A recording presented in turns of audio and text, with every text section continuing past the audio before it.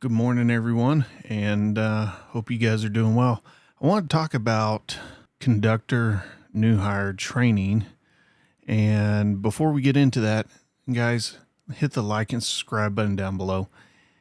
The more times you jam that like button, the better it gets our videos out there because, God forbid, the stupid YouTube algorithm. Anyways, also check out the description below. Check out all those links, help support the channel. Appreciate each and every one of you guys. So one of the things I want to talk about is new hire conductor training programs. Recently, the FRA hammered the living piss out of Norfolk Southern.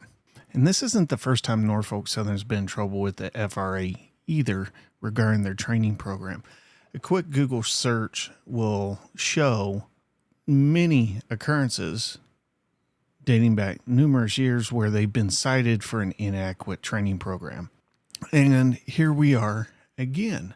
Most recently, Norfolk Southern was hammered by the FRA on 3 findings.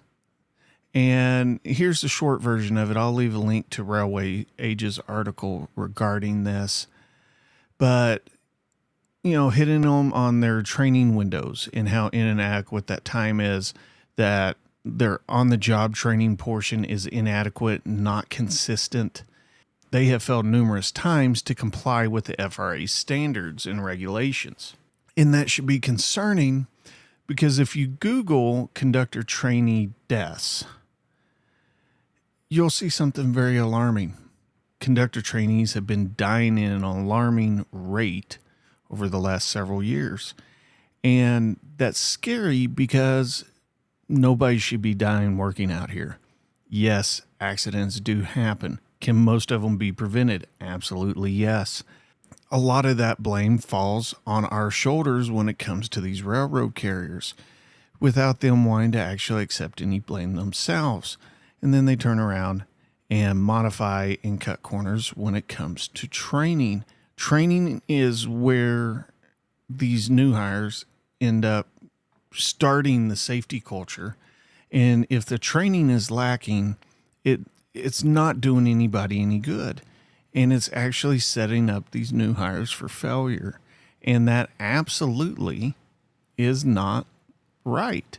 And so I'm glad to see the FRA stepping up here to start calling out Norfolk Southern, and I'm sure we'll start seeing some other training programs across the other railroads getting scrutinized as well, thanks to Norfolk Southern doing what they do best. And,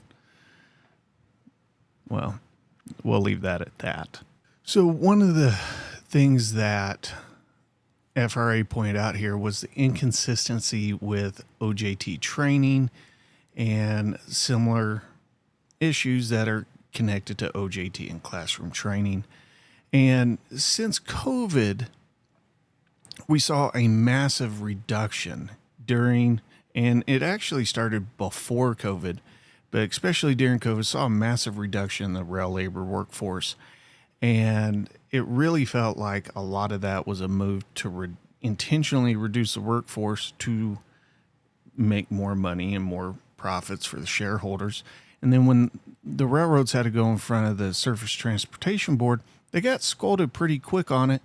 And it wasn't long before the railroads were scrambling to try to recoup their numbers. We saw many, many training programs get completely revamped and streamlined. And I personally feel like a lot of corners were cut because if you talk to students these days, I'm seeing a consistency of what is in this article.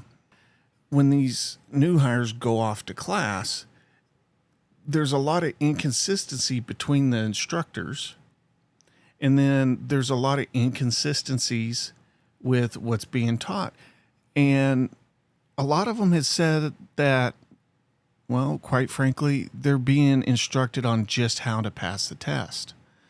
And that's fine. We did that same thing in EMS. The school would provide the foundation, and then when they come out into the field for the clinicals, we'd always say that's where the real learning begins. However, there's a big inconsistency with that, in my opinion, because once they leave the class, that's great. You gave them a foundation to get out there into OJT. Is that there's little to no incentive for conductors to take on students. And what I mean by that is that in some cases, I know there's a monetary incentive, and honestly, it's not that much. But at the same time, it's risk versus reward.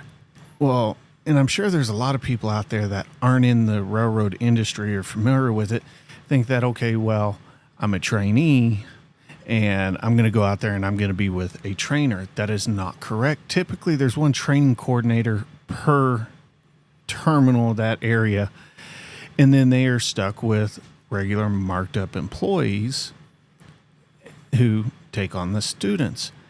Well, I have yet to hear of any Class 1 railroad, or railroad for that matter, that offers a training program to conductors on how to teach students.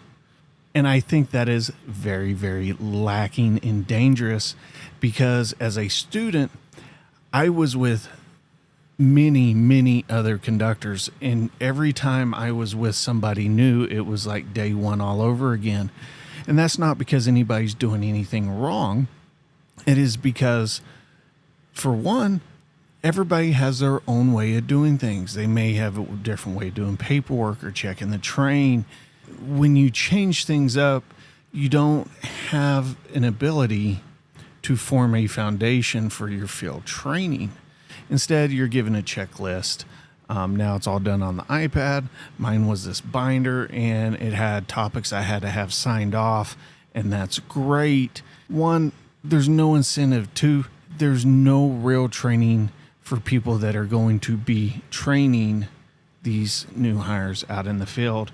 And I think having a training program in place and more of an incentive monetarily could help further the training program and take it to the next level. On top of that, I've heard some alarming stories from people saying that they will no longer take trainees because management will actually target those crews who take on new students and try to find them and ding them for safety violations, which in some cases I've been told has led to investigations.